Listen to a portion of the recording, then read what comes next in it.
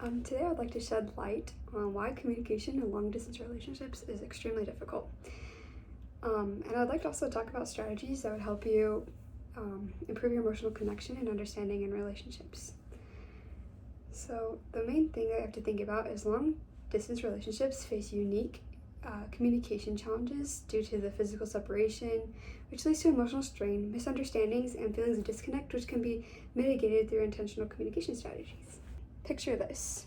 You find the perfect person, you fall in love, and then you find out that they're leaving far, far away.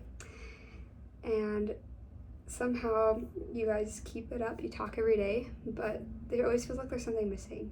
And that's the reality of being in a long-distance relationship.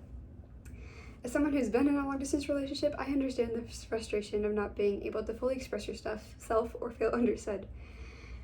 Communication in long-distance relationship is challenging due to absence of nonverbal cues, different time zones, emotional toll on distance, and the good news is with the right tools, it can be improved. So whether you've been in a long-distance relationship or know someone who has, the struggle to stay connected emotionally is something many of us relate to.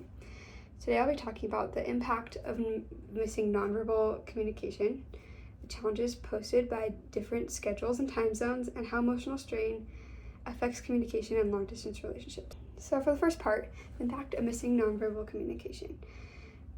Nonverbal cues like body language, facial expressions, the tone of voice is a huge role on how we understand each other. If you think about when you're talking to someone, and like now I'm using my hands, if I feel sad, I'll show sadness, right? These are all things that really help so that we can communicate better. But we don't get that in long-distance relationships. Sometimes you need a physical touch to say, hey, everything's okay, but you don't get that, and it's really hard.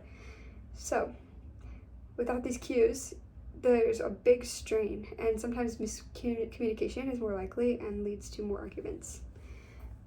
The next point is that sometimes it's just really hard to even talk in general, especially if you're in different time zones or have different schedules. A great instance of this is when my boyfriend, who we've been doing long distance for 2 years, he is an engineer and works probably 60 to 80 hours a week. So that means most of the time he's working and it's hard to call him. But we've learned how to schedule our time, but it also has meant that I get less sleep at night sometimes. The next point is that there's emotional strain in communication. So that sounds kind of weird, but there's an emotional toll with missing someone that can lead to isolation and insecurity and often manifest as poor communication or frustration. These feelings can cause misunderstandings, overreactions, and increased need of reassurance, making conversations more stressful. I've noticed that a lot of people really struggle with this because they are physically alone all the time, and it's really hard to only communicate over the phone. So in order to make this all better, there's a couple of things that we can do. So first, we need to think about nonverbal cues and how they're not there. Things that you can do to improve this would be video calling. It could be maybe scheduling little dates to do together, which could be things like watching movies at the same time, playing video games. But it also is really important that you express your feelings very openly, or else they won't understand. The time zone differences, something that could help is maybe really planning out a schedule of when you're going to see each other and setting boundaries of when is a good time to call and when is not. And then the emotional strain, that is something that you really have to be open about. You have to talk to each other, you got to be open, and you got to be able to share your emotions with each other openly. If you're in a long-distance relationship, I know how it feels. Hang in there.